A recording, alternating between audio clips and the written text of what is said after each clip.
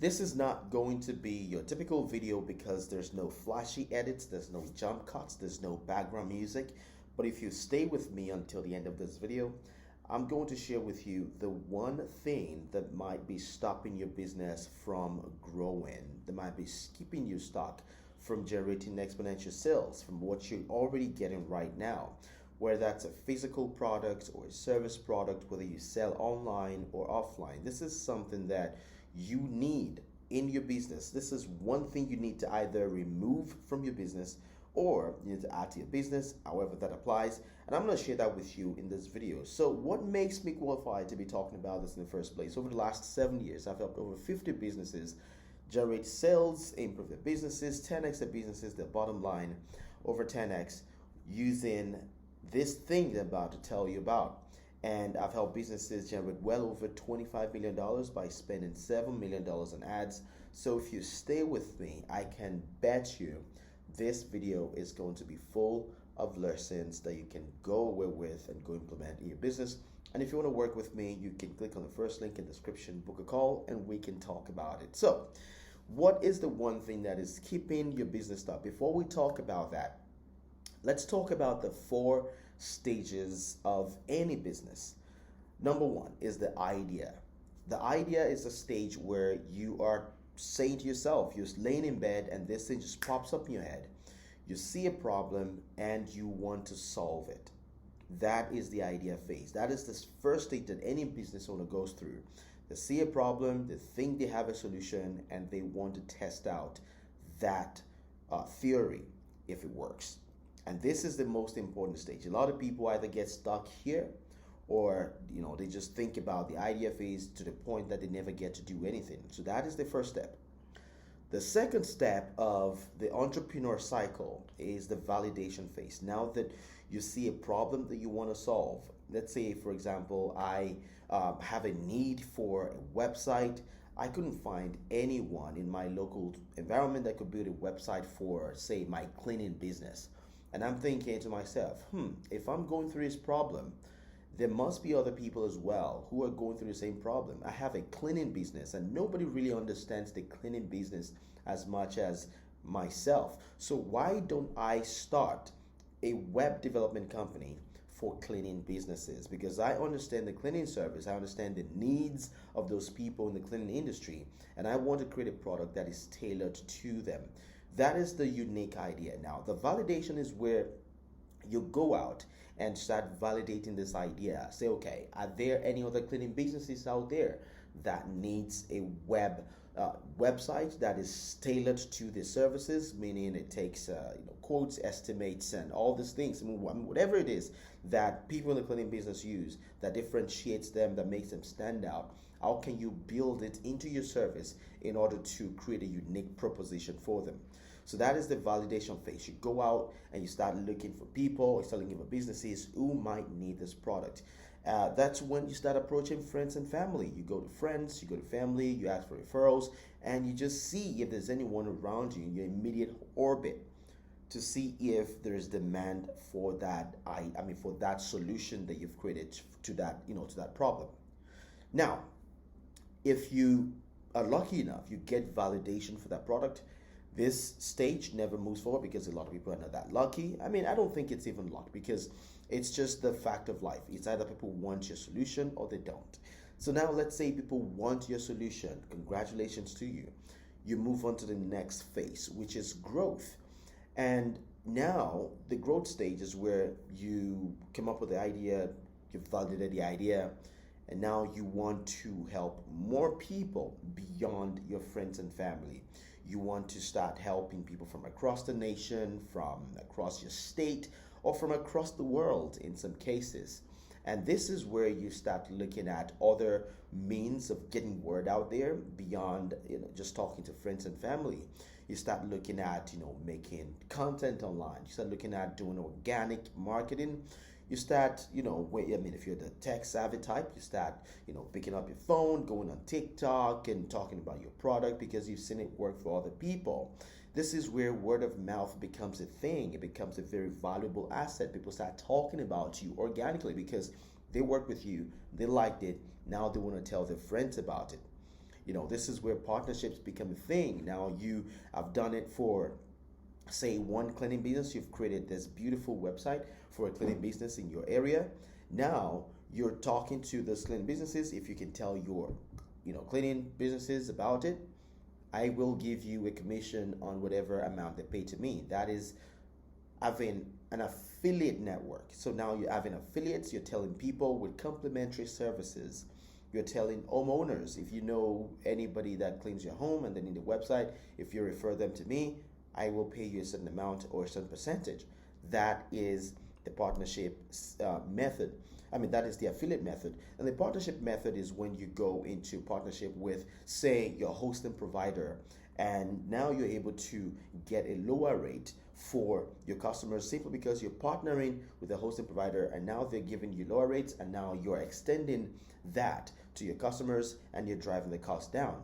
That is where partnerships become a thing. Now, this company has an obligation or maybe an incentive, if you will, to tell other people about your business, and then it grows and it grows and it grows. That is growth stage. Now, the missing piece of the puzzle is when you get into that next stage, which is scale.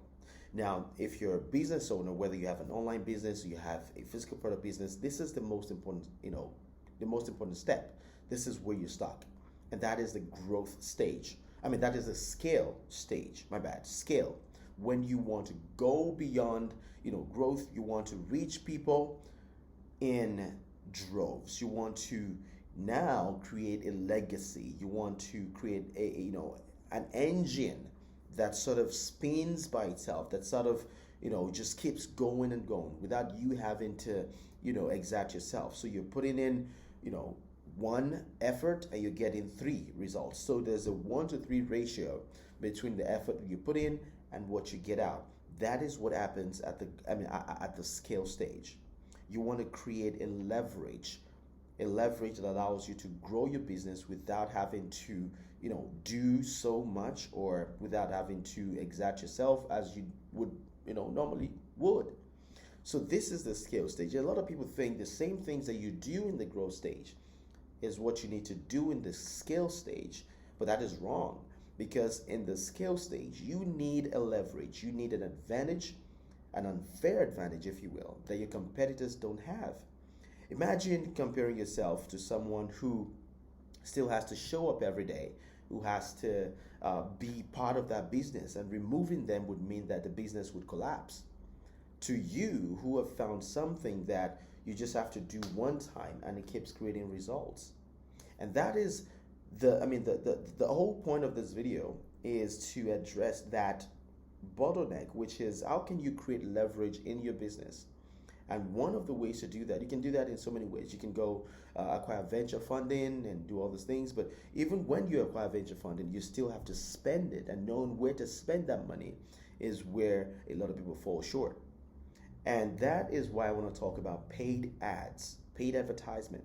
I've seen businesses go from 1 to 10 simply by putting money behind paid ads. And what does this mean, really?